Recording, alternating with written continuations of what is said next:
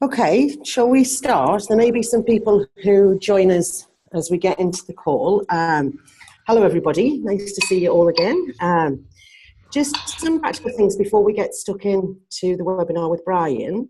Just a reminder about having your microphone on mute. So the mute is down in the left-hand button, if you can see that. And then you can unmute yourself by clicking that. But what we tend to do is keep us all on mute while somebody's talking. And then if you want to speak, just give us some kind of indication and then unmute yourself.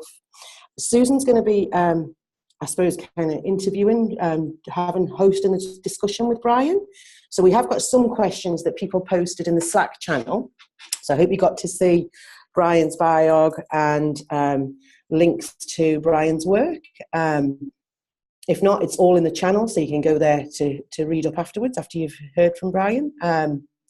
But if there are questions as we go through, then just give us some kind of indication and unmute yourself, and then we'll see how that works. If it gets a bit crazy, we might have to kind of stop and have some question and answer sessions, but let's see how that goes.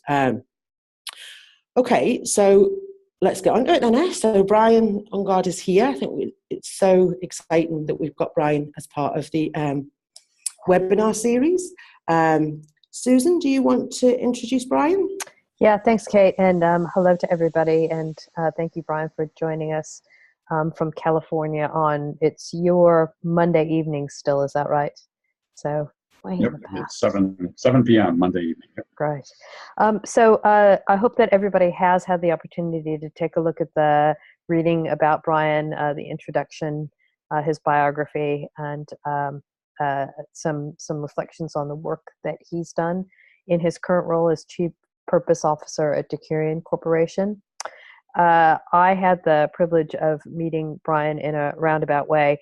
One of my practices, those of you who know me better than others, is that if I see a piece of writing or some thinking that inspires me, wherever that might be, I will tend to thank the person or comment on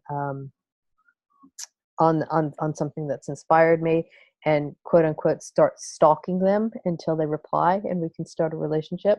So I had read the article that I posted in the Slack, Operationalizing Love, that Brian had published some 2 years ago, and I thanked him for that, and then got really irritated because he didn't respond to me. And then lo and behold, about a month later, we found that we were on the same invitation list for this quite random gathering of agile practitioners in Iceland. And Brian and I rocked up to Reykjavik and had the privilege of getting to know each other, and sort of reflected after the first day that probably the reason that we were there is that the universe had conspired to bring us together to get to know each other and to help amplify each other's work. So that's kind of my origin story with Brian Ungard. I just invite you now, Brian, to introduce yourself. Tell a little bit about your story and how you've landed now for the past 12 years at Decurion, what a Chief Purpose Officer is, and what being deliberately developmental means. No pressure. I know you can do it. That's all. You always ask these really small questions. Why don't I take that in chunks? And so I feel like I'm entering this group cold. I don't know where you've been or exactly where you're going. I know the general direction. So as you know, Susan, I'm capable of talking about EDO stuff for hours and hours. So I might need a little guidance as to what's going on here. Kate, maybe it's maybe before you start then, Brian, thanks for that provocation. Kate, if you could maybe just bring Brian into the group in terms of what this group is about, what this particular practice is about, and yeah, where we are in our journey. Okay, so all of these people are working in a human service, so that's a kind of collective term, most not-for-profits, who are supporting people with a disability, possibly people who experience mental ill health, and older people. So they have some similarities and some differences, but I think are very committed to working in a way that makes sense to people and families. and have an interest, I'm assuming that's the case because you're part of this program, have an interest in thinking about actually how do we organize ourselves and how do we support the people who work for our organizations to be able to be in the best position to do a good job. Wais is a sector development agency that had some funding from the Disability Commission when that was around to support the sector in its development. And I know, Brian, because we've had some conversations, there's been quite a significant change here in Australia with the way that people's funding is organised. So we've got the National Disability Insurance Scheme, and we also have consumer-directed care.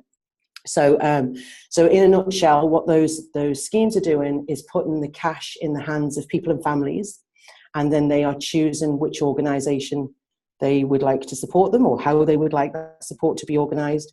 And that's been a really big shift in WA over the last, 5 years. That certainly I've been part of that journey. So a lot of our time at Wais was focused on responding to these schemes and learning about them. And I think if we had more time and probably a bottle of red wine, we'd all have something to say about the schemes. That might not be entirely positive, but yeah, so we've kind of been looking at that, and now I think this program is very much thinking about our organisations and how we organise ourselves, support staff to, I think for me, to be citizens in their own right. You know, what does that look like? And that's certainly where I've been inspired by Decurion.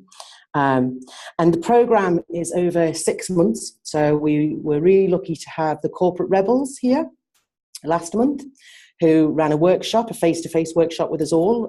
So that was pretty cool and pretty inspiring. And we got to hear about a whole host of organisations, not necessarily in human services, but who are doing some really interesting things that we all left that day with some experiments of our own. So everybody that you see here has taken on the task of doing some kind of experiment to assist their organisation or to further develop their organisation in the way that makes sense to their kind of strategy or where they want to head.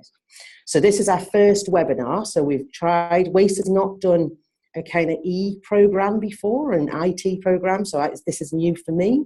I usually do face-to-face stuff. So this is our first, we've had one call where it was more of a kind of reflection session where everybody came onto Zoom, but this is the first one with a speaker. So yeah, does that help, Brian?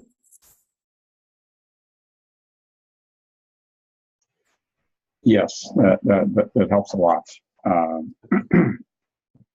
And so why don't I try to weave into that and see where my story and what Decurion is doing might intersect a little bit. And then I'm assuming we're going to explore that together, based on what you guys know of Decurion as well, what Susan and Kate know of Decurion as well. It's ended up as a surprise to me in my life that I'm in business, because I certainly didn't start out that way. I thought I was going to be a scientist when I was in school. I was headed first to be a biologist, then to be an astronomer. But I ended up getting into university right about the same time that the computer revolution was happening, not to date myself or anything. That was a time when computers, when the technology that's now in these things filled entire rooms. And I thought it was the coolest thing since sliced bread.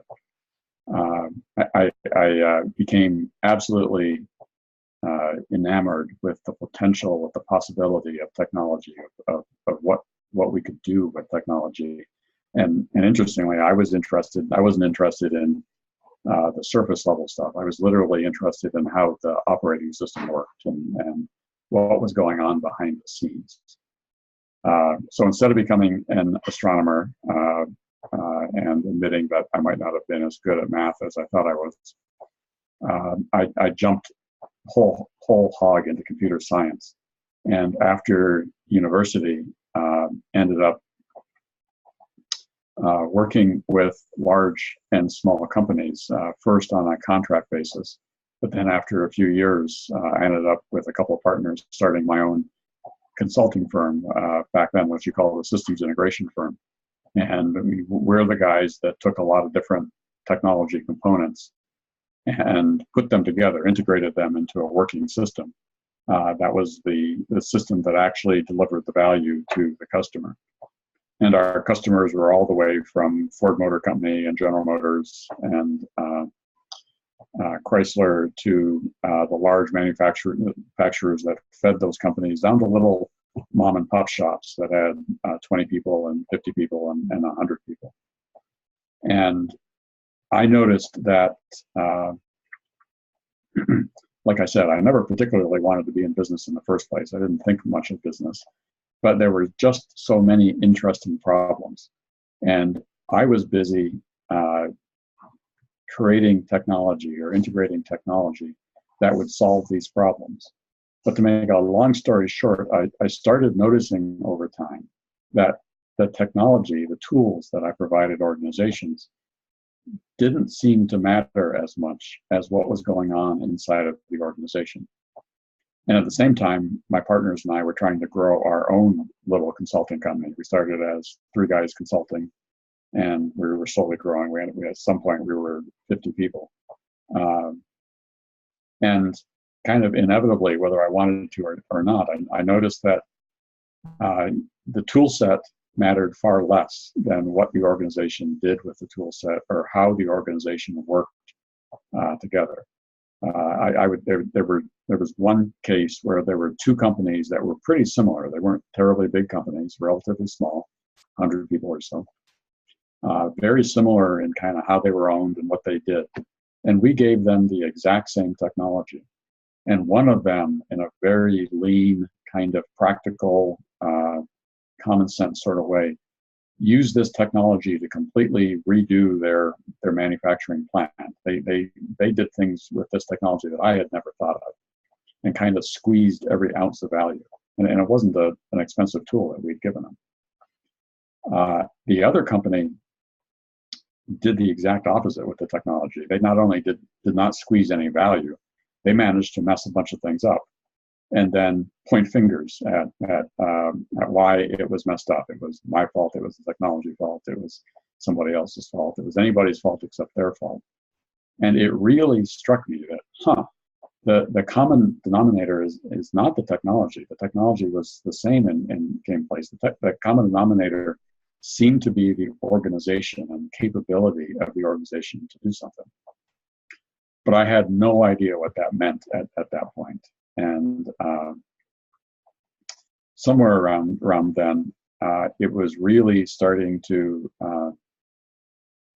interest me more as to what was going on in organization. So I went back to business school, got my master's of business administration, which was a very enjoyable process. Liked it a lot, worked hard, and didn't get any answers to this question about what was going on in an organization. So the people in business school weren't even asking those questions, much less trying to answer them.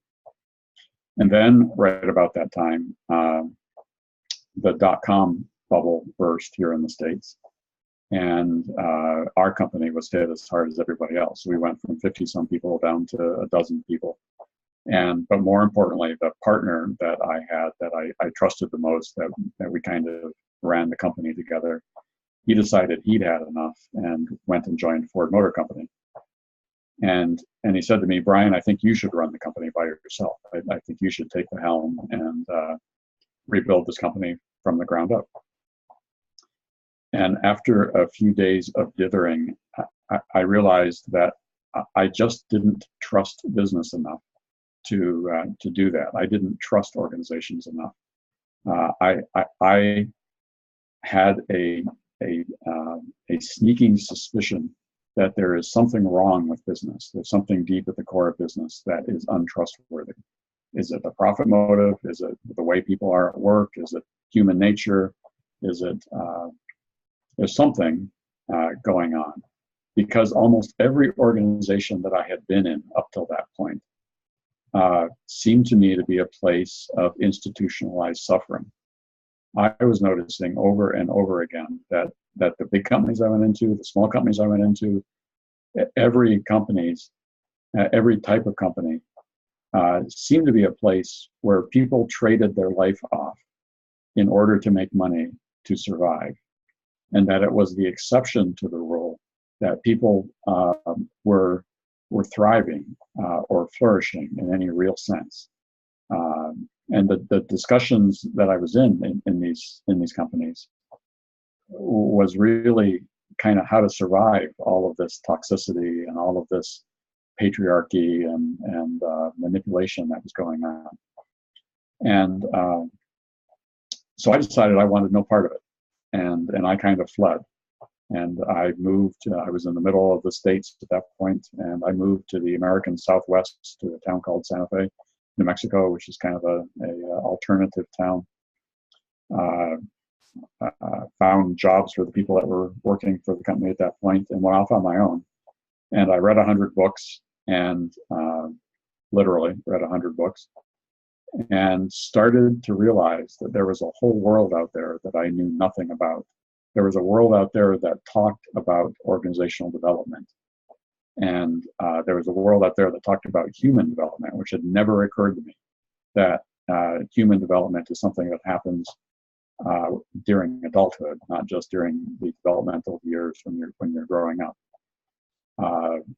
There's a whole world out there that talks about what's possible, alternative forms of organizational development. This is long before Frederick Laloux and conscious capitalism and all these different ways. And it absolutely captivated me. And I eventually ran into a guy named Kaz Gods that I fell into deep conversation with. And when I told him my story and my deep mistrust of business, he said, "I think you've got it wrong, Brian. Yes, business currently is a place of institutionalized suffering. That seems to be the norm. And it's not just business. I think it's human organizations in general are these places that reduce us rather than make us whole. But it's because the organizations themselves are fragmented and immature and not whole.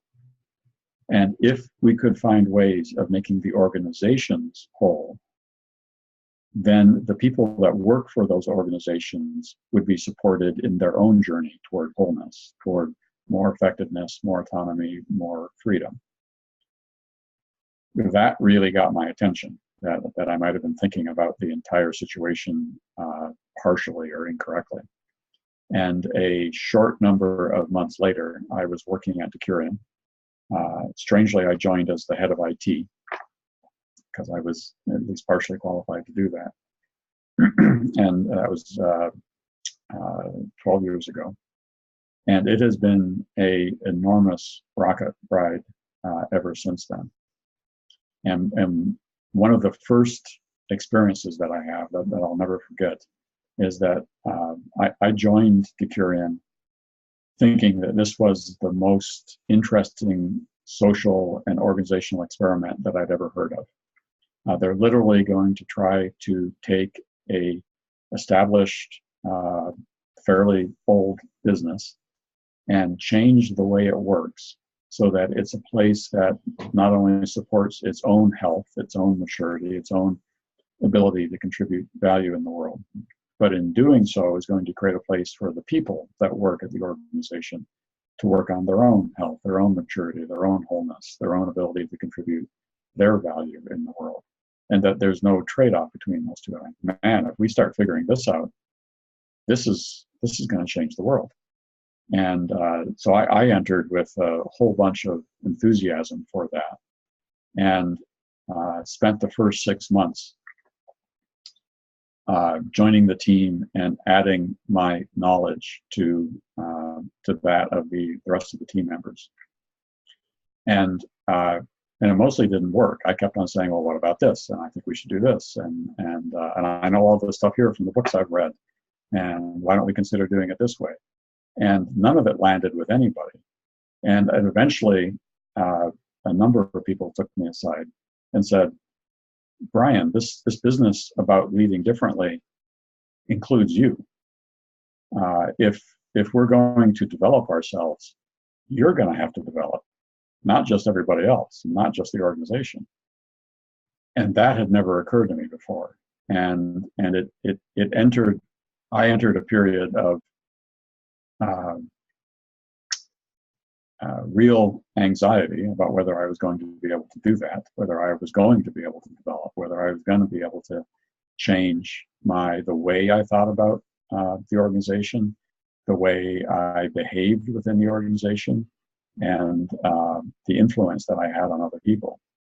And that's been the story of the 11 years since then. That all kind of happened in the first year. And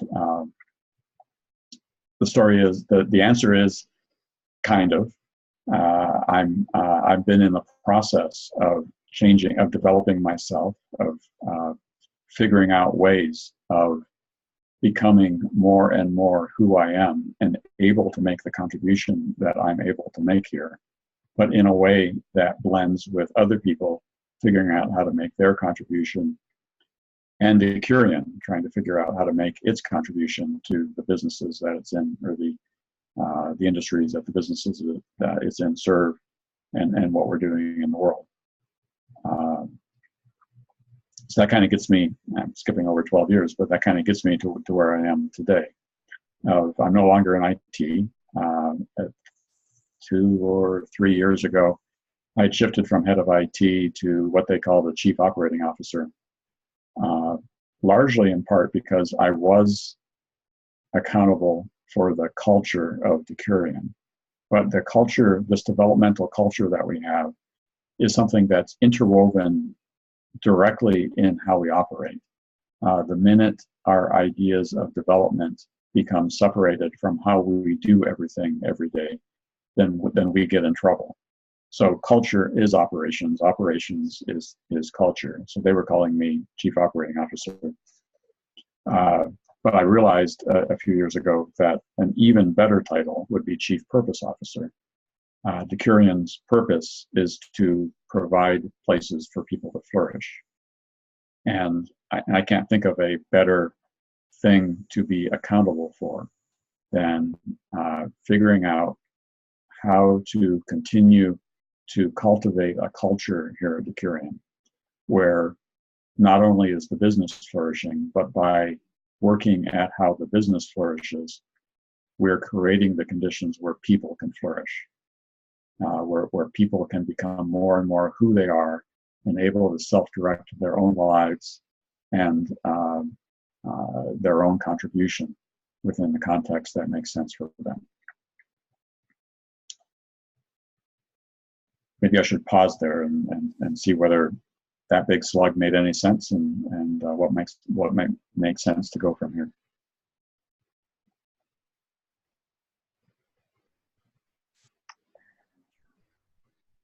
Yeah, thanks, Brian. I think it made a lot of sense to me, and I was kind of scanning the room to see if anybody was feeling quizzical. Maybe I'll just tap the brakes for a second before I ask my next question. I know that has just been a question. Yeah, I know that Allison has a question around examples about how you needed to change and develop. Maybe we could start there.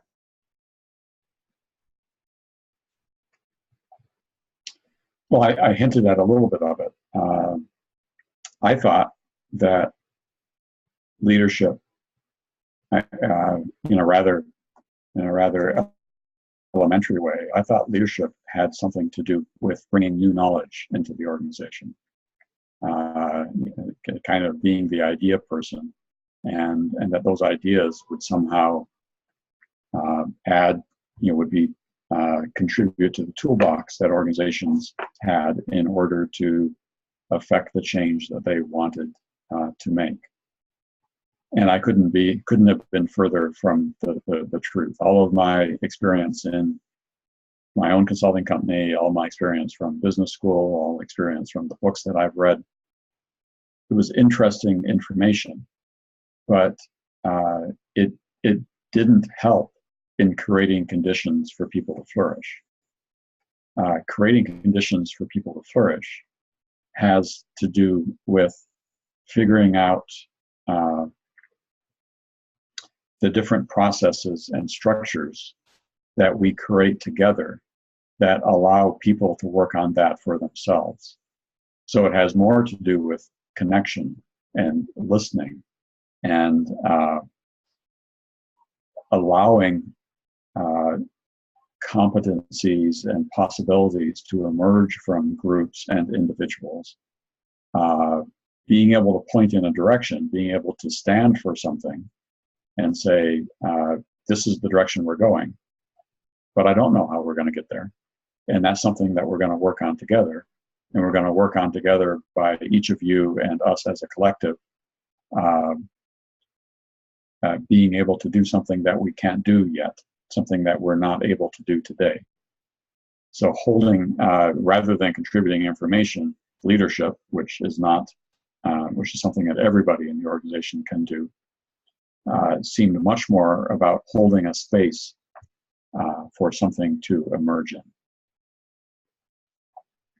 Can you talk a little bit more, Brian, about what is meant by deliberate development and nothing extra? And can you give some examples of how that works in practice? Yeah, I actually, although it has some baggage, I really like the term deliberate development. And one of the main reasons is that I think I've noticed for myself during the course of my life that I've certainly developed, and not all the time, not continuously, not as a steady upward path. But there's been times in my life that man, I was in an intense period of learning and development, which is different, by the way. Development is not the same thing as learning.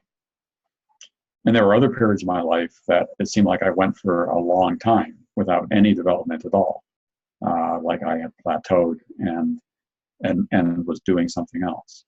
And it seems to a certain extent like happenstance seemed to have some role in when I was developing and when I wasn't developing. It seemed when the conditions were right, when all the right factors lined up, when I happened to be in the right place that had some challenge, when I happened to be around people that were supporting me, when something had caught my interest that I cared about and was willing to go at it, those horses came together, and I went through that extreme period of learning and development. The notion of doing it in a DDO at Decurion is that we don't wait for happenstance. We don't wait for those things to show up. We work to deliberately create those conditions every day. And not in a way that's imposed on people, but in a way that we're deliberate about saying, what is the thing that you want to work on? We're interested about that. How does that thing fit with what we're doing as an organization? What is the next challenge that you want to take on? And how can we support you in challenging you to take that next step? In what ways do you need to be supported? In what ways do you need to have scaffolding put around you? Because development is a tough process sometimes. It's full of uncertainty and learning anxiety and ambiguity in many ways. So how can we support that? It's interesting at Decurion that it's a very true statement for me that I have developed some relationships here at Decurion that are some of the closest, most intimate examples of people caring for other peoples that I have in my life. And we're not particularly, strangely, the senior group of people that I run in almost doesn't socialize together at all. I don't see these people outside of work. So it's not a traditional friendship like the partners that I had in my previous consulting company. Those guys, the three of us hung out together all the time. Here at Decurion, it's not a social friendship. It's a deliberate caring for each other, where I know these people aren't going to leave me. Even if they ask me to leave the organization sometimes, they're not going to leave me because they're invested in me as a person, not just in what I can do for the organization. And through that, they probably know more about the inner workings of me than any of those close personal friends that I have outside of Decurion. So that's what I mean by deliberate development, or Decurion means by deliberate development. The examples show up all over the place. I often tell the bathroom story, but I think I'll try a different story this time.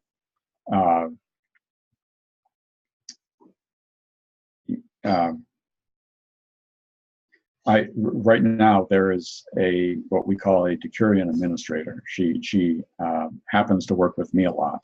She is somebody who runs the administrative part of the home office. So there's about 100 people in the home office. And she takes care of a whole bunch of things, all the way from making sure the mail gets to the right place to helping plan some of the larger events that we put on. So a few times a year, we put on a all-company meeting at an external facility, and it's a lot of work goes into that. And she helps deal with kind of inter-business. We got 2 major businesses represented in here, so there's a lot of coordination that needs to go on. She's been doing that for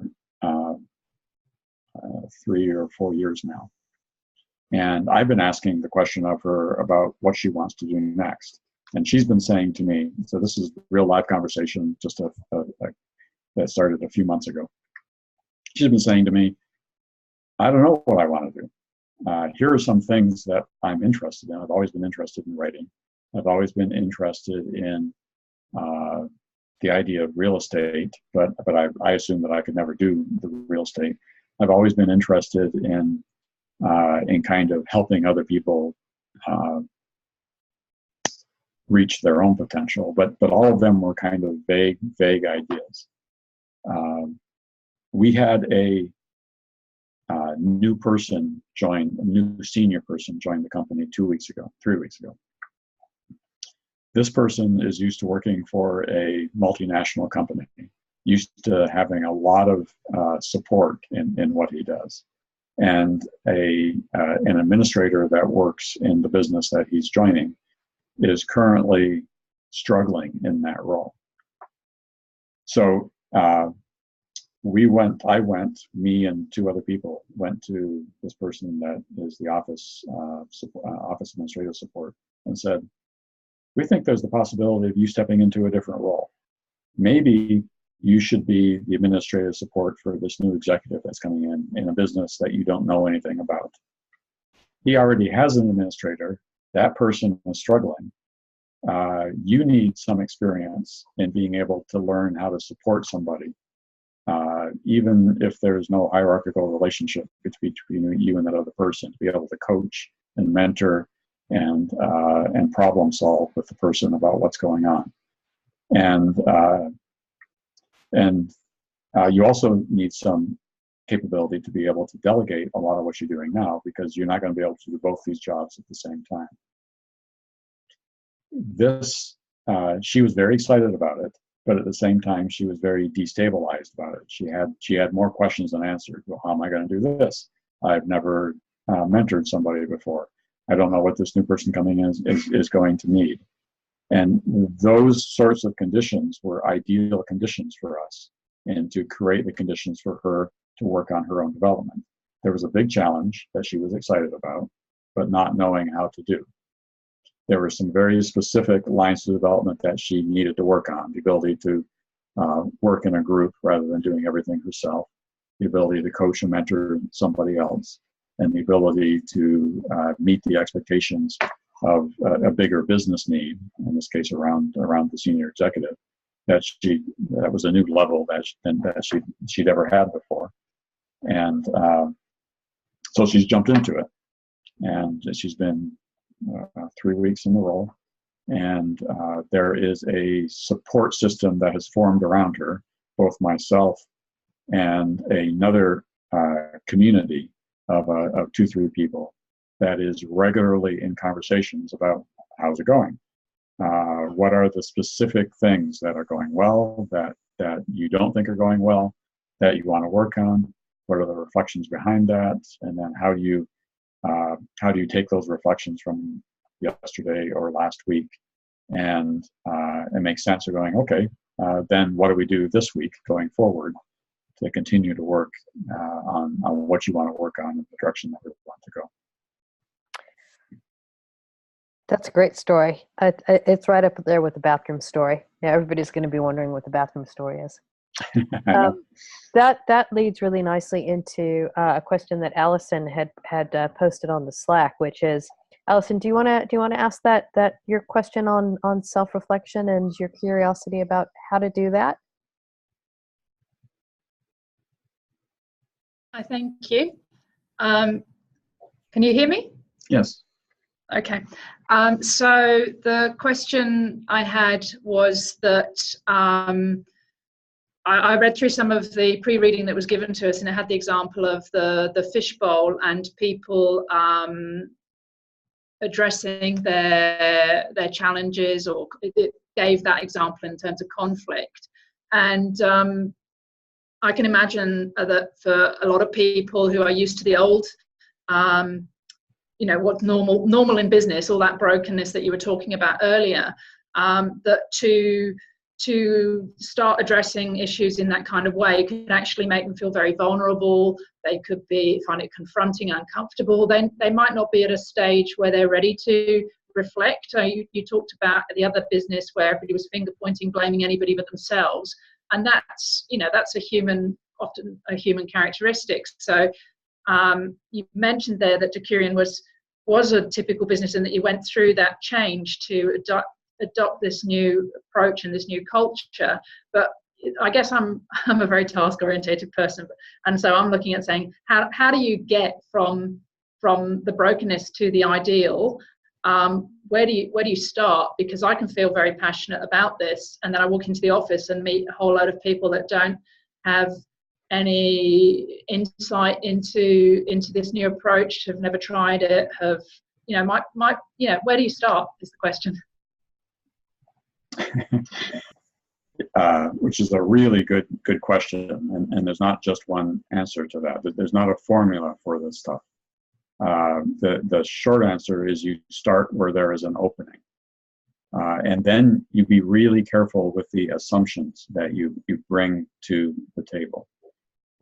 So what you're saying is absolutely true, that and I think one of the biggest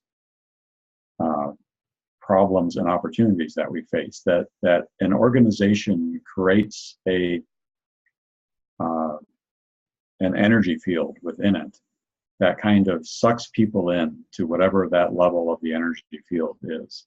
So you can take people that individually are naturally kind of open and caring, and put themselves and regularly put themselves in the service of others. And yet when they walk into an organization that has a strong habitual pattern of using people and manipulating people and just treating them as parts of the puzzle, parts of the machine, it's amazing. It's hard not to get sucked into that way of behaving. So part of what's on the table, part of what needs to be worked on, is changing the habits of the company itself, or the organization itself. The organization itself has a developmental level. The organization itself has a habitual way of acting and understanding what's going on. So you said that it's just human nature to point fingers and to blame. That's true, but that's true and partial. It's human nature when they're cornered, and when they don't find another way out, that they're gonna run their defense routines to try to stay safe. And if all they've ever been given is the option to protect themselves by blaming other people, then that's what they're gonna do. But it's also in human nature to care. It's also in human nature to want to make a difference. And all other things being equal, I think it's in human nature to want to be honest and clear about what's going on. There's usually other things in the picture that cause people to pull back from those things. So my favorite definition of vulnerability is Brene Brown's definition of vulnerability. That is the willingness to be seen for who we actually are. And that's very different than the cultural norm about what vulnerability is. The cultural norm around vulnerability is you open yourself to being hurt.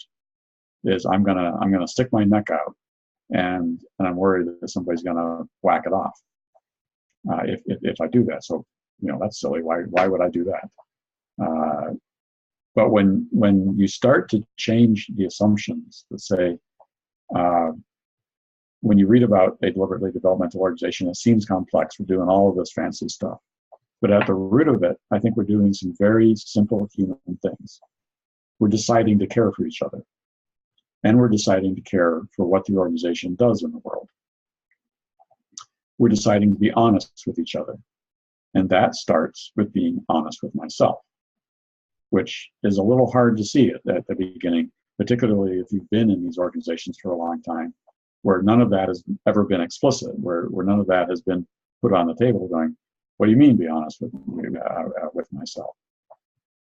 It starts with being transparent with what's going on, or working to be more and more transparent, not to manipulate people, not to treat people just as a means to an end, but treat people as people in and of themselves.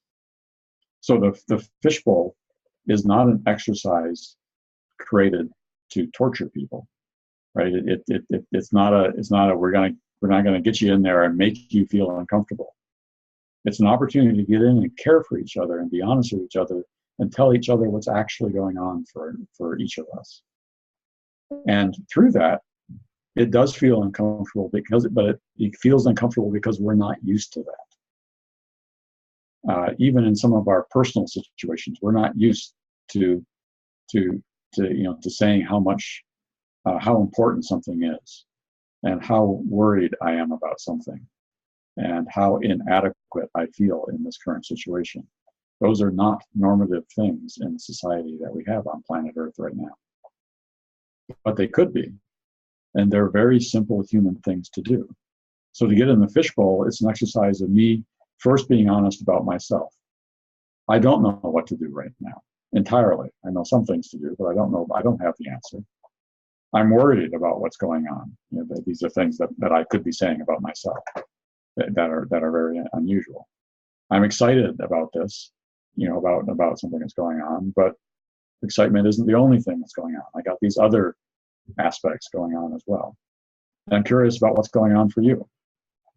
And then when the other person starts to say what's going on for them, then slowly it could start to shift to a group dialogue that we start to reflect together, where rather than me saying, I think you're wrong, and I really would appreciate you if you stop doing that thing that pisses me off so much, I could start saying, man, when you say that thing that you say, this is what happens for me.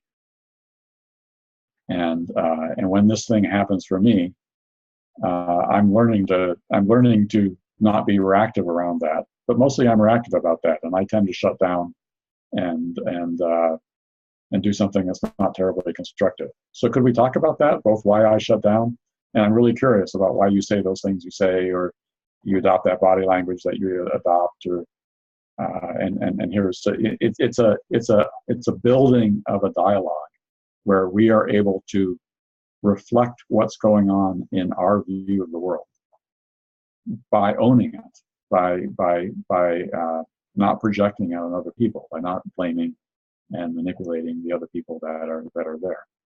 So we just had an example of the fishbowl last Thursday during that all company meeting. We had about 130 people in the room. And we realized that there were about a dozen people that were in brand new roles in the company. About 6 of them had joined the company recently, and 6 of them had shifted to brand new roles that they had never been in before. So we invited all of them into a fishbowl, and we said, just talk a little bit first about what drew you to Decurion, and then what it's like to be in this brand new role. And interestingly, there was no crosstalk in this particular fishbowl. Each person, just when they were moved to speak, said, here's what's going on for me. I came to this role. More and more of the people said, I came to Decurion because I was drawn by the culture. But now I'm here and I don't know what to do, right? Because it's such a different thing than what I've been trained to do. So I'm worried about stepping on people's toes, or I'm worried that I'm going to screw up. I'm worried that I have a situation in my area that in the old world I would have just done this, and now I don't know whether I can just do this. And one of the longtime people, Decurion people, who's been there probably 14 years, but is now in a brand new role that she's never been in before. She was saying, I'm in this brand new role, and I'm learning a ton, but I'm seeing people around me kind of in chaos, and I don't know what to do about that. And so those conversations went around the room. It took us about 90 minutes. And it was really interesting because afterwards, a number of people in the larger group reflected. They said, man, this was so helpful. I've never heard these new people just say what's going on for them, including their insecurities, including what they don't know, but also including what their interest was, why they were here in the first place, what drew them to the company, rather than the typical business story that we get. This is a great opportunity, and I think I can create value, and I'm really excited about taking the next step in my career. All that is true, but it doesn't have any heart in it. It doesn't have any soul in it. And this was an opportunity to really share personally, kind of allow people to see a little bit of who each person was and what's going on. And it made a huge impact for the other 120 people that were in there. So you look for opportunities where you can start to build that set of assumptions, a new set of assumptions that people are worth caring for, that development is something I do for myself, not for other people, that everyone is struggling and I could be a factor in supporting other people in their struggles, and other people could be a factor in supporting me in my struggles, that it's worth listening, that we're trained in organizations over and over again to do stuff, do. And of course we have to do stuff, but it's often not the first thing we need to do, because how much of that do has to be rolled back sometimes because it went off in maybe not exactly the right direction, or it wasn't exactly the right thing to do. So you start to build the capability of dialogue, which mostly is the capability of listening and connecting. And am I even close to answering your question?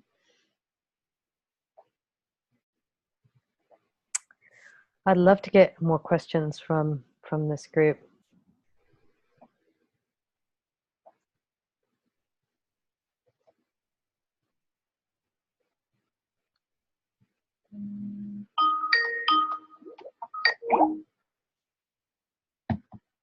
So while we're thinking of questions, it's Kate. I've spent the last year being supported by Brian, and was really fortunate to go to Decurion in LA last month and get to meet lots of people who work at Decurion. And the kind of two big things that stick out for me, Brian, was, I suppose the first one, I remember, I'm sure you'll remember how much I struggled with it at the beginning of our conversations, which was about what leadership means. So I do come from the school that leadership is somebody who points to the vision, who kind of rallies people around. I think I have a strong affinity to servant leadership. But one of the things that I am learning now about myself that I certainly didn't at the time and just really struggled with was this, and you've touched on it, this notion that I should know what to do and pretend what to do, really. So pretend what to do because I'm in this role and I'm getting paid the bigger money, therefore I should know what I'm doing, right? And I know in lots of conversations that we had, I remember I've got it above my desk at home, you can't be clear about something you don't know how to do yet. And just that whole kind of statement, I sat with that for so long because I felt a bit like a fraud. And I could also see people saying, well, what will it look like? Asking me for the answers, and the courage to say, I don't know, but I reckon we could figure it out together, I think was an enormous learning curve for me. So on one hand, publicly I'd say, oh yeah, I'm really into servant leadership, I understand that. But actually the real personal learning was really tough. And I did feel really exposed and really vulnerable. So that was one of the things that when I then went to Decurion and was talking to people, that is a common dialogue. So it doesn't feel as scary because lots of people are talking about it. So that really struck me, that there's something about that was really strong. And then the other was, and this is a kind of practical thing, but I don't know what your views on it would be, Brian. When I talked to, so these are young kids who work in the theatres, to like managers who are running, big operations, real estate staff, accountants, I got the chance to talk to lots of different people. But one of the really common things that people talked about was Decurion run a module, I think this is right, around self-management. You call it self-management. It took me a while to figure out when we were talking about something different. So Decurion talk about self-management, and what I understand that to be is self-regulation. So understanding you and your impact on other people. I think that's right. So if it's wrong, Brian, definitely jump in. So beyond a shadow of a doubt, pretty much everybody I spoke to had something to say about that. And usually what people said was that self-management course or that self-management module has had a profound impact on my personal life, not just working here at Decurion. So really, really understanding, or really wanting to understand what's going on for you, the impact that has on other people, that was consistently talked about. And I think the really big thing that struck me was it was consistently talked about in people's real lives. So it felt like it was really building people's capacity as individuals, not just as employees. Yeah, and that I think is a real live living example of the power of this development at work, developmental organizations. In that case, we don't ask people to bring their personal stuff into work. Some people do, but there's never the ask to say, let's work on your personal life. But by how we are working at work, it almost always bleeds over. It's what we're practicing in the workplace ends up affecting the whole of the life. And so the couple of things you touched on, I think, are critical. This notion of having to have the answer. And I think you could generalize that to a bit more. In both the article and the book around DDO, they start with the premise that in work, although I would say in life, we're actually doing two jobs. We're doing the job that we came to the organization to do, whatever the role is that we're in, whatever the particular thing we're supposed to do. But the other job that we're doing is trying to look the way we think we're supposed to look, and be the way that we think we're supposed to be. And we've been trained to do this our entire lives. So we think in this role as a leader or as an expert or as a contributor to the team. This is how you look. This is how you behave. This is the air of confidence that you're supposed to exude. And we spend enormous amounts of energy trying to pull that off. And that's a costume. That's a mask. That's not actually us. So Keegan and Leahy in the book ask the non-rhetorical question of saying, what if we weren't doing that second job? What if we just didn't put all the time and effort into perfecting our image that we hold up to the world, and instead we were just ourselves? And a radical idea that maybe ourselves is where the real value is anyways. Maybe ourselves is where the miracle happens. Maybe by being who we are with all of its supposed imperfection is the perfect solution. But that would require the courage, to Brene Brown again, the courage for us to be seen for who we are. And I know I'm regularly in a role where I, as a leader, say, we're going over there, or I'm part of a process that helps create the direction that we're going as a business. But then I'm also part of the process to say, somebody will come in, or some group will say, well, what about this? And I'll go, no, that probably isn't it. I go, well, what is? I go, I don't know, but that's not it. and we get this co-creative process of trying to figure out together where you're going. And part of that is figuring out what's going on for us as people as well. So this, what we call the practice of self-management, it comes from a Peter Drucker quote, or at least in part from a Peter Drucker quote that says, you can't manage anybody else if you can't manage yourself. And the notion of this self-regulation or self-management is an inquiry into what's going on for ourselves internally. What is it that drives this want for us to appear, to present an image to the world? And how much of that is conscious and an alive living choice that we're making?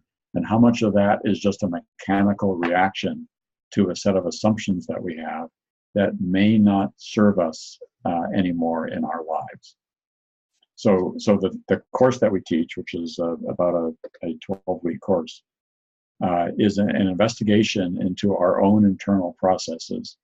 When I have a reaction, so the very first few weeks in the course, we invite people to keep a record of all the different, we call them knee-jerk reactions that you have. The times that you accidentally snapped at somebody, the times that you were going to say something in a meeting but then didn't say anything because you weren't sure, the times that you went home angry, or went home scared, or went home uncertain about something. All those kind of things that seem to happen without you consciously doing them. They just happen. So and so says something, and this reaction happens in me. And it turns out that when people start noticing their reactivity, when they notice a little of it, if they pay a little bit more attention, they start to notice a lot of it.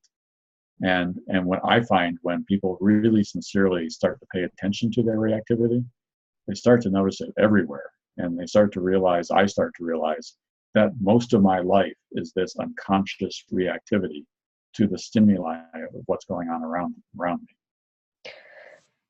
Brian, I just want to throw a little spanner, or Jason Hall has posed actually a corollary to this conversation and discussion about self-reflection. Jason, do you want to ask your question?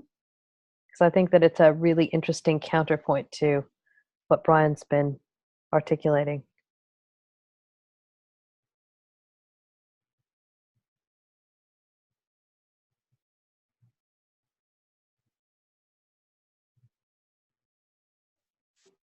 Okay. I think one of the things Jason was saying is he's struggling with sound. I'll ask the question then. So Jason, this is Jason's question. Some people aren't invested enough in their work to devote the time or energy required to adopt a new and potentially unstructured way of working. How do we include or motivate those people who do a perfectly good job but aren't looking to invest any more than is necessary to do their job?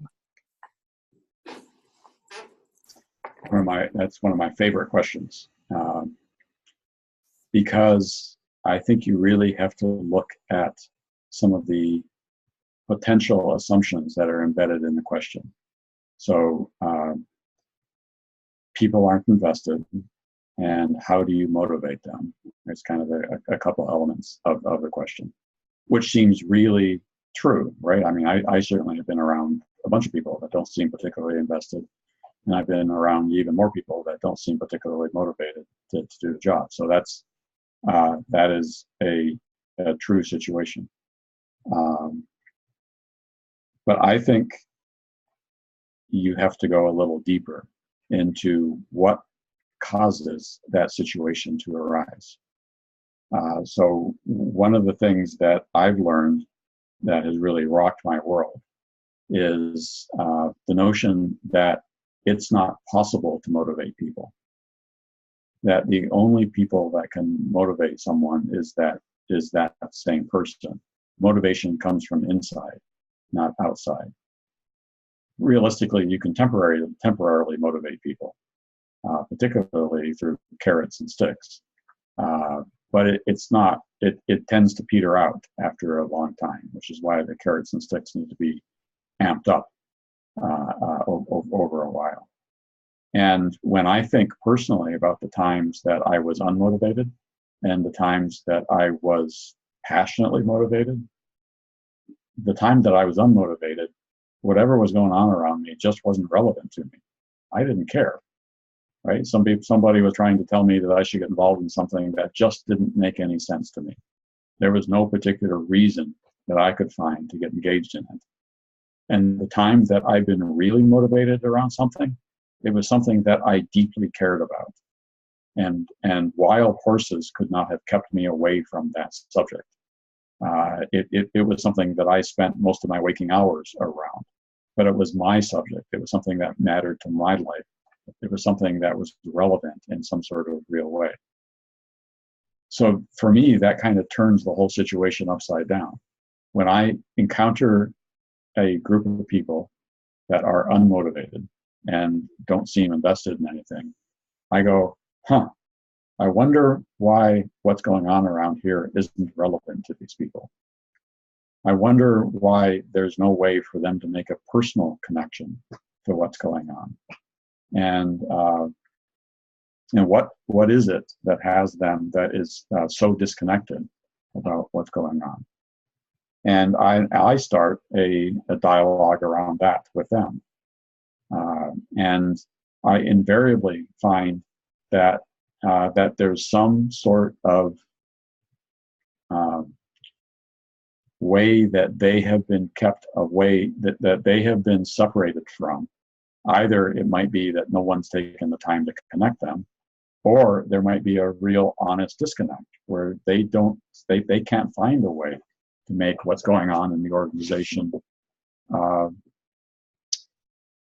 I'm going to come up with a different word other than irrelevant, but it doesn't matter in their lives. And the conversations and the effects of having those conversations are almost always profoundly changing, both for the organization and for these people, because we often have to reposition people or allow them to reposition themselves and say, well, what do you care about? And why did you come to this organization? And what sort of contribution do you want to make? And what is your life about? And how could we help you get to whatever it is that your life's about? And how can we make what your life is about and what we're working on in the organization, how can we make those parallel each other enough so that by working on one, you're working on the other? Those types of conversations and opportunities seem to tap into a pretty deep well. I don't know for sure whether it's a inexhaustible well, but I haven't found the bottom of it yet, to an entirely different level of passion and enthusiasm and energy around something that makes motivation feel like it's in a like a pale stepchild compared with that. I could go on about this for another hour or so, but am I starting to get to what you were asking about, Jason?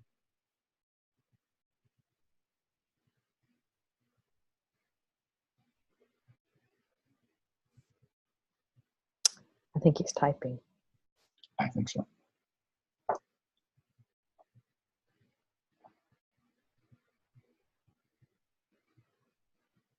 It's so much I see the questions in the chat or comments in the chat about identifying individual motivating factors. It's the individual that does that, right? You're not doing it for the other person. The person is doing it for themselves. They're figuring out what they care about and what they're willing to put their life energy around, because it's what's calling them. And when you start to tip into the territory of an organization that is full of people that have been called to the organization to make a difference, and it starts to get blurry about they're making a difference in their own life, but they're making a difference in their own life by making a difference in something that's bigger than them, that the organization is making a difference in too. That's an entirely different category of conversation and experience than me as leader needs to create the conditions that motivates people.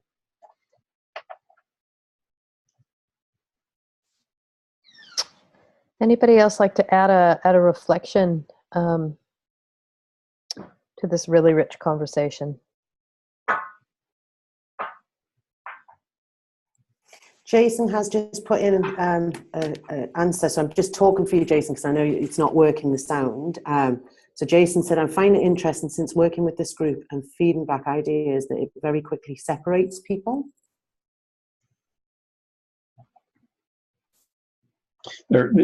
Practically, there are some people who don't want to work in organizations like this. I personally think it's because of a bunch of baggage that people have accumulated, and they're, for whatever reason, it's not their time. So we don't try to force it. If this is not for this person, then it's not for the person. But we also are not shy about saying what we're doing in the organization. And going back to the core of what we're doing, we're caring for each other. We're being honest. We're trying to make a difference. These are not weird cult-like behaviors. These are human community behaviors that I think are pretty universal.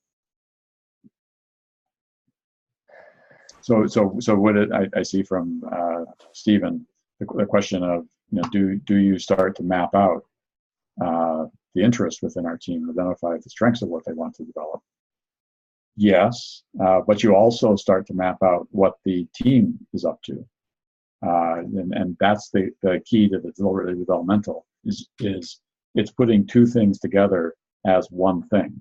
So you're putting out what the organization is trying to do and the capabilities, the capacities that the organization needs to develop in order to fulfill its mission or its purpose or its contribution to what the organization is trying to do. And if we work on that, the organization, you guys in the organization, will come to the realization that you can't fulfill your mission or your purpose without developing the organization. If you can, you've got too small of a purpose. If you can already do what you're trying to do. So a developmental organization is setting a goal that it needs to develop in order to be able to reach that goal. And then that provides this lovely pull inside the organization that allows people to develop themselves, not only for themselves personally, but in order to add their contribution to what the organization is doing. So you've got this both and, of we're all pulling in a same direction. And then we're all able to add our unique contribution and our own unique development to that direction by what we're working on individually. Thanks for that, Brian. Can I just take us back a couple of chapters? You said that learning and development aren't the same thing. Can you talk about that a little more? Yeah, I find this confusion, even it's still in the Curian sometimes, that those words get used interchangeably, and I often add training in there just to be even more clear. Training, learning, and development are three very, very different things. Training is very easy to see. Training is literally training. Learn how to use this computer system. And when you can repeat it back to me, and you can sit down and show me that you know how to use this computer system, then your training will be completed. So learn how to use Word, learn how to use this machine, learn how to use these handful of procedures that we have in the organization. It's not exactly, but it's somewhere close to memorizing something, or being able to internalize it and repeat it back. Learning is not just memorizing something. Learning is an entirely different creature.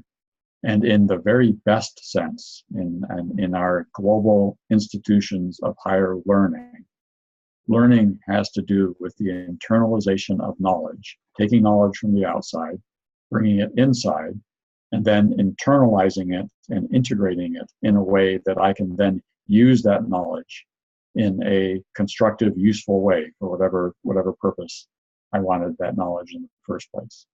So there's an internalization and integration of external knowledge internally, and then the capacity to embody that knowledge in some sort of way that makes sense to you. Development, and so clearly learning is important. Clearly learning plays a major role in our organizations.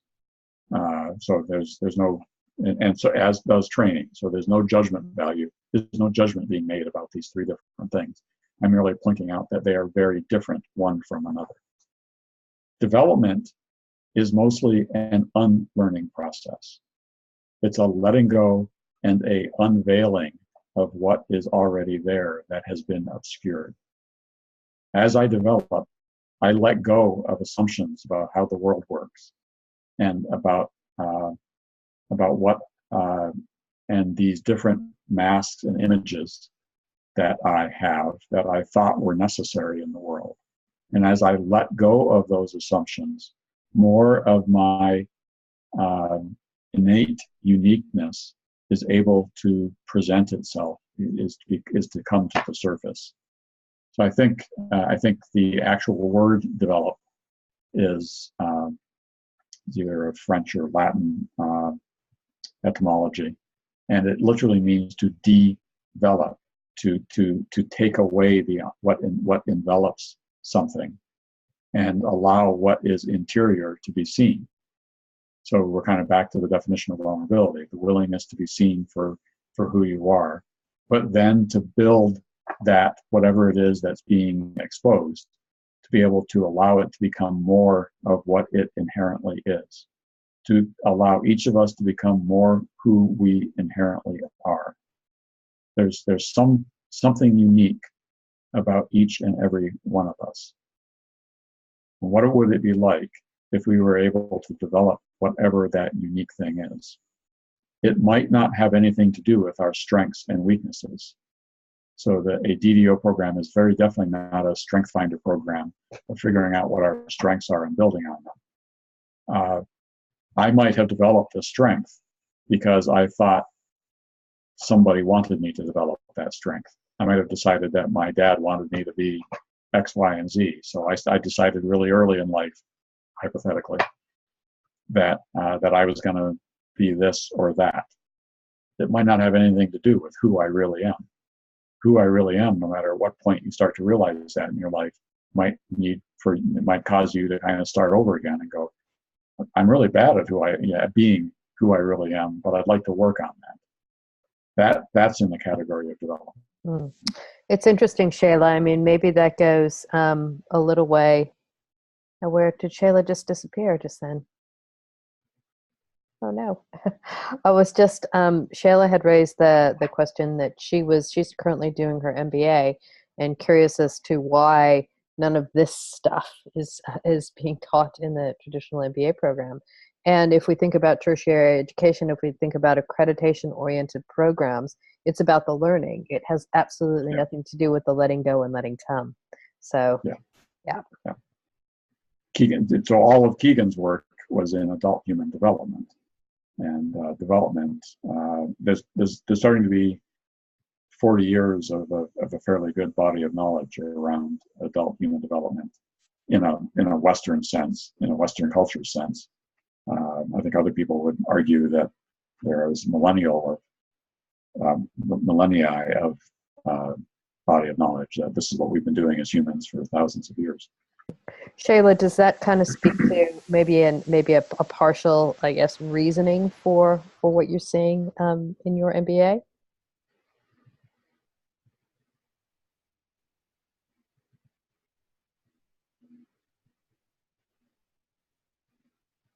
I can unmute you, actually, if you want to talk. Sorry, I'm actually sitting in the middle of a cafe. So, yeah, look, it does. Yeah, definitely. Thanks for that. Thanks for sharing. So we've got about 12 minutes left. And we could do a couple of things. We could just do a round and just kind of capture reflections from everybody.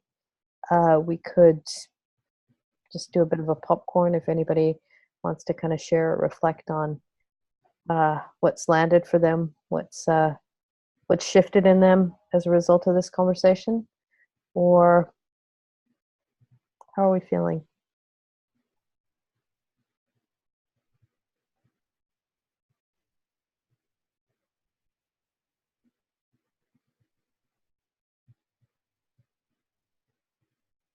I know that this feels awkward, and probably for most of you, this is the first time you've participated this way in a quote-unquote, I don't know, lecture, but I see Allison's hand up, so I'd love for you to kick us off. And just to point out that a group reflection process like this would be a starting place to start to build a different muscle in a group, where you're shifting the assumptions about the value of people and the value of talking about something that's not just task-oriented.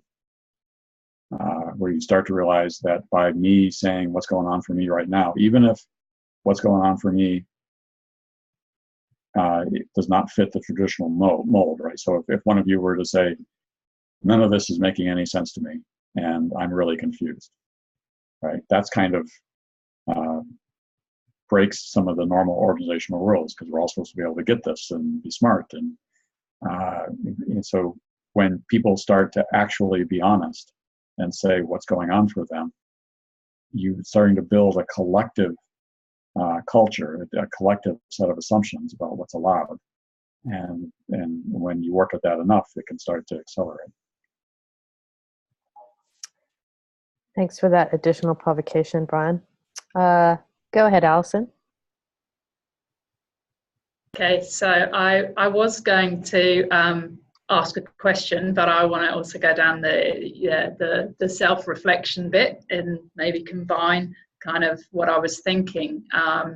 So the question I was going to ask was about, there were two questions in my mind. One was, how much do you need to have that kind of insight into counseling, kind of psychoanalysis bit to understand? Like I've been through counseling, so I've had some insight into the different ways of communicating and listening and things like that. So I'm hearing that stuff and going, oh yeah, I can bring that into work. But the other side of it was, well, what if you don't have that, and what are the things that causes this all to go badly wrong? You know, we talked the other week about learning from epic fails and talking about the failures as well as the successes. So I guess that's the space I'm in. I've loved listening to you today, Brian. It's really clarified some of the concepts which seem sort of big and out there. That's where I'm at. A little bit of questions, but also a lot of excitement, and just really that stoking that belief that things can be different from how they have been up to now, and a little bit of I want to go out there and try this. Yeah, that's where I'm at. Yeah, for me, it's worth reminding myself about how human this is. So this isn't therapy. This does not require trained counselors. There needs to be enough a little bit of experience somewhere in the organization at kind of just holding the field. And some of the biggest learnings are going to come from when it doesn't go very well. If it goes, it'll be fine. If there's a session that is a disaster, that often is really good news.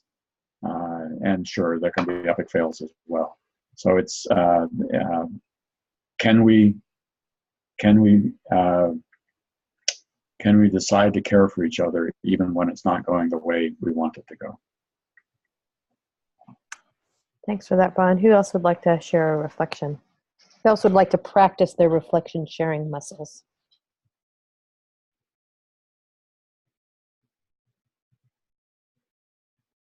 Jeanette and Stephen.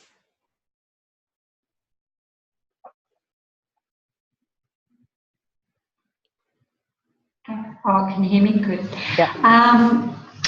I really, what you said, Kate, really resonated with me when you said, you know, as a leader, that sometimes, you know, that feeling of being expected to know what to do and to have all the answers for people, that's a real struggle for me. And I just wanted to acknowledge that. I think, you know, it's a tricky place to be, and it's a little bit scary because, you know, that's how we've been built as managers and leaders really within our organisations, is to have the answers and to be able to support people to go forward. And part of saying, well, I don't actually know what to do is really, really challenging.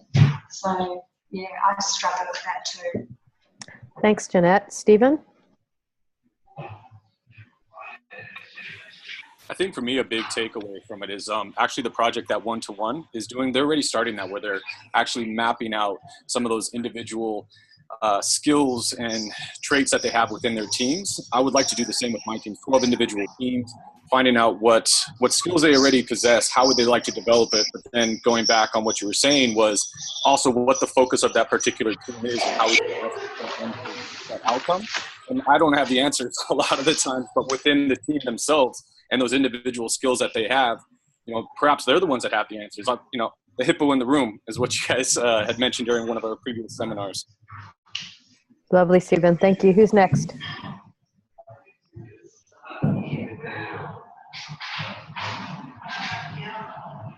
Rita. Hi, how are you? I guess for me, what I've started to do in all these conversations, I'm recruiting for a role now. So I'm actually looking beyond what the role needs. And I'm starting to look at those other traits that we want to bring into the team that aren't necessarily role-related traits. And I think that's probably going back to, you know, how do you build a team and making sure you get the right people in the right job, but looking beyond what the selection criteria says for, when you're shortlisting. Thanks, Rita. Who's next?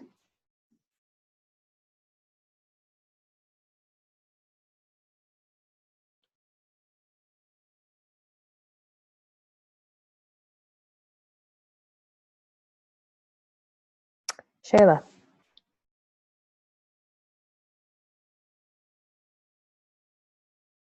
I think one of the focuses for me going forward, and based on the discussions today, will be towards sort of putting time and energy into motivating current team members rather than, I guess, focusing more time and energy in finding people who are already motivated.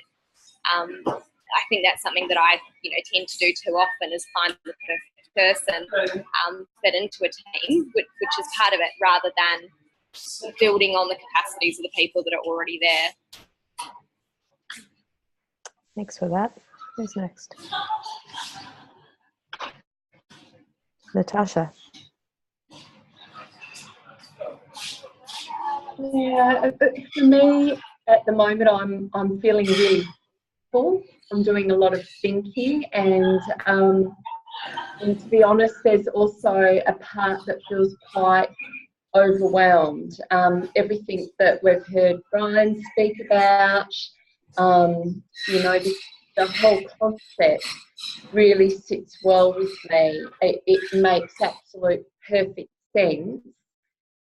I step out of my comfort zone and try to sort of work in that space, and I begin to feel overwhelmed. And I get that. I get that it's small steps, and just to keep continuing with that. But yeah, I guess that's where I'm at today. Thanks, Natasha.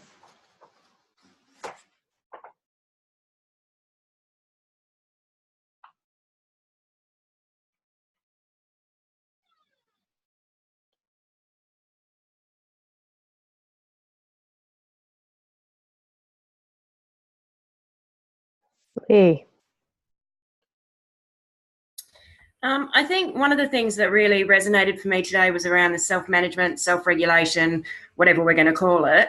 I think it's a really good thing to kind of get into the habit of, and I was lucky to go through quite a formal process of this years ago, and can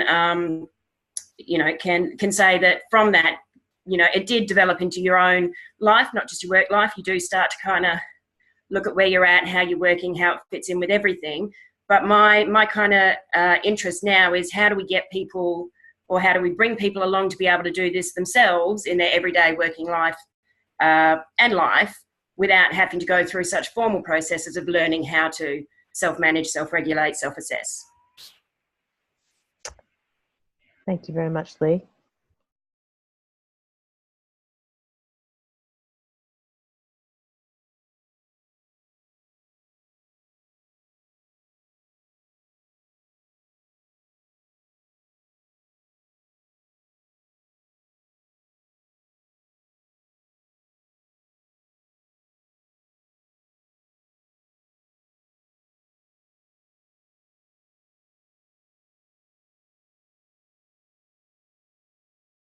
Andrea, thanks.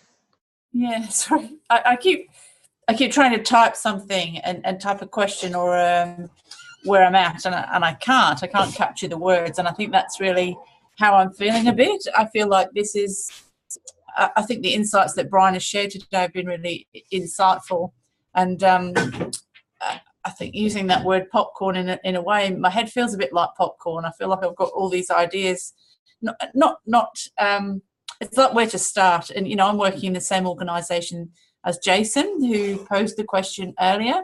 So we have some challenges within our organisation as to, getting started and moving forward. And that's a big task. And I keep trying to come back to think, okay, well, we start small, we start somewhere. So yes, it feels like another beginning and another moving forward. And I guess I just need to be patient with that process, really. I feel it's hard to capture a thought, hard to capture some words, hard to capture anything much, but I guess that's where we're still at, is we're still in the beginning and still, well, where do we go, and inching forward. And I guess that's just how it is, and that's not a bad place to be, really. Indeed. Amy, Alfred, you don't have your cameras on, so I can't see you raise your hand. If I'll just give a few moments if either of you would like to share your reflection. Hi. So today's most interesting part is after Alison raised the issue, Brian's explain human nature, and then second part is learning and development.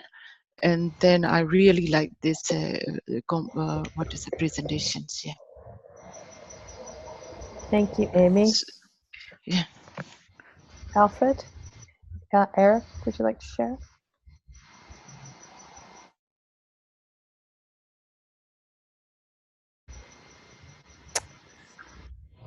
Anyone else feeling moved to share a reflection?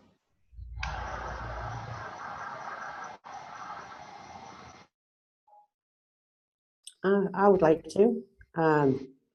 So I just want to thank you, Brian, for that talk.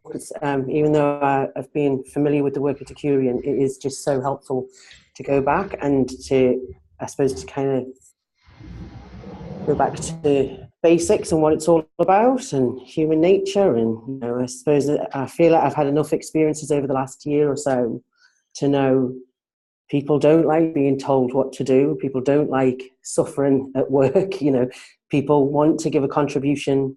I am curious about Jason's question around, I can think of scenarios myself where actually the question that needs to be asked is, what is going on here for you? Not what are you doing in this organisation? It's what's going on for you, I suppose. So, yeah, that's really helpful. So thank you very much. Thanks, Kate. And yeah, I'll just conclude our first webinar. I couldn't have hoped for a better guest. Brian, it's such a privilege to be walking the path with you and having you in my life doing this important work. So as always, much gratitude to you. And would you like to just close us out with any final words? Yeah, a lot of gratitude to you as well, Susan. This is fun with you, Kate, to start to do something with you. I'm looking forward to doing more of that in the future. Everybody, so I agree with you, Kate. I know I certainly don't like to be told what to do anytime, much less in an organization. So I can own that as well, saying, if I feel that way, I bet other people can do as well. You let it be okay with the overwhelm. Everybody feels overwhelmed. I regularly feel overwhelmed with all of this. It's a lot of stuff. We've been trained in the classic definition of training to think about each other differently and to think about organizations differently, and we start to pull out some of those foundations that we've just never really examined and start to see what's possible. It does feel overwhelming at first, but it's worth doing, and overwhelming is just part of it. And to actually experience an organization that values people in addition to what they're doing is a game changer, I think. And I want to be a factor for more of that showing up in the world. Thanks again, Brian. Thanks, everybody. Have a great rest of your week, and we'll see you in a couple weeks for more practice at doing collective reflections. And until then, I hope you're going well with your experiments, and see you soon. Bye. Thank you so much. Bye, everyone.